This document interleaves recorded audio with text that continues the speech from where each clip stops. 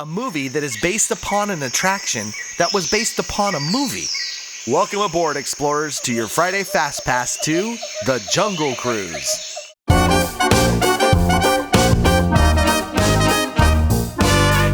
The Jungle Cruise was an opening day attraction at Disneyland, and since it has been in the park for 65 years, it has a long and storied past.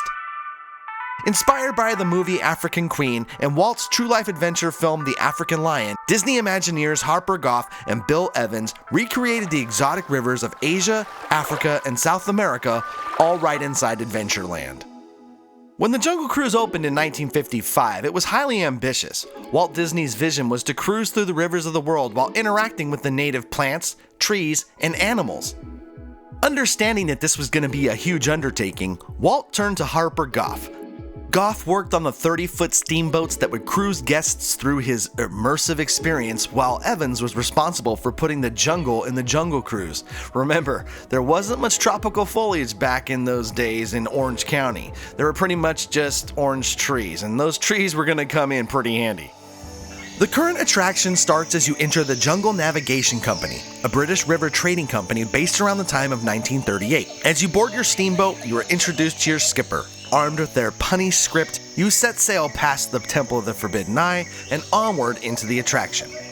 On the cruise, you will not only encounter a Bengal tiger, African elephants, ear-wiggling hippos, and a family of chimpanzees that have taken over a safari camp, but you will also encounter the 8th wonder of the world. Our Friday Fastpass fun fact highlights some early challenges that Walt, Goff, and Bill Evans faced.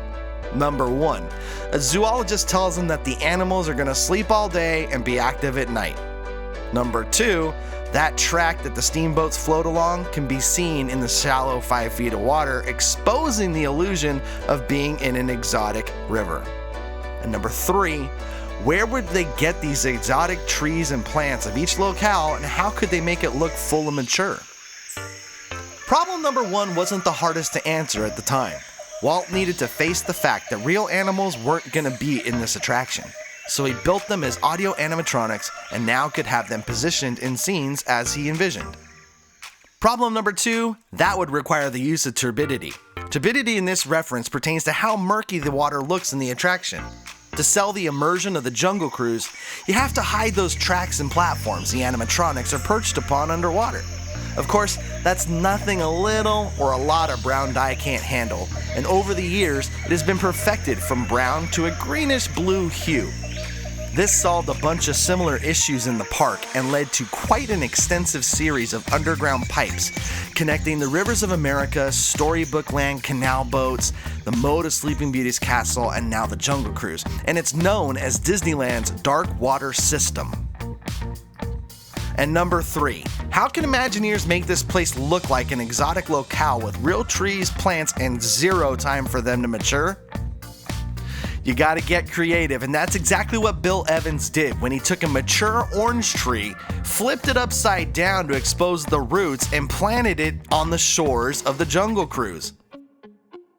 An extra fun fact, the Jungle Cruise wasn't funny at all initially. That element wouldn't be realized until legendary animator Mark Davis would get his hands on it around 1962. You know, the scene with the Indian elephant's bathing pool and the rhinoceros chasing explorers up a pole? Epic Jungle Cruise moments, and they're all brought to you by Mark Davis.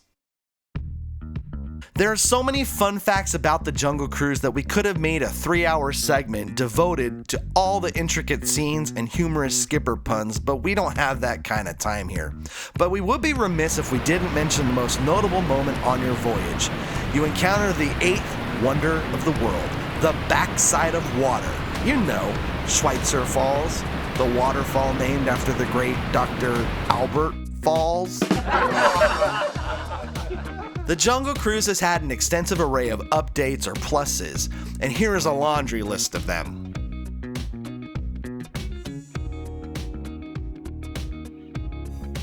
Which brings us to our Jungle Cruise trivia question of the day. How many shots are fired by your skipper to scare off this hippo? And there's a bonus question.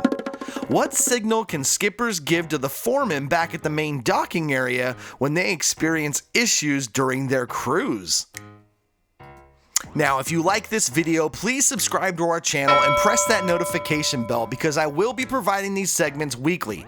And if you learned something new or just enjoyed the video, please feel free to give it a like. Our next video will keep us on the west side of Disneyland, Splash Mountain. So be sure to press that notification bell so you are alerted when that video drops. But let's answer our trivia question of the day. How many shots are fired by the skipper when scaring off that cantankerous hippo? Our answer is 2. Bonus question, what signal can skippers give to the main docking area when they experience issues? Jungle Cruise skippers always carry 2 types of ammo. Show ammo is used to scare off the hippo, they fire that twice. Or breakdown ammo, which is much louder. So if you fire that thing 3 times, it indicates a mechanical difficulty, and 4 shots by the skipper alerts them to some sort of medical or emergency situation. Whew, that seemed like a lot, but hey, thank you for watching today, and we will see you next week with your Friday Fastpass.